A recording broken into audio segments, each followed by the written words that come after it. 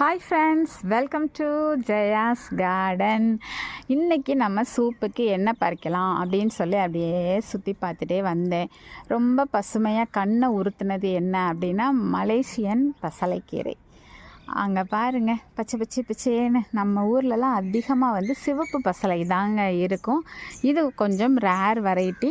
ரெண்டாவது இது வளர்க்குறதுமே கொஞ்சம் அந்த என்ன சொல்கிறது, விதைகள் முளைப்பு திறன் கொஞ்சம் கம்மியாக இருக்கும். அதனால தான் இந்த தடவை இதை நம்ம, ஏன்னா நான் விலைக்கு வாங்கி வராமல் 2-3 தடவை விலைக்கு வாங்கி அதுக்கப்புறம் தான் இந்த கீரையை என்னால் வளர்க்க முடிஞ்சுது.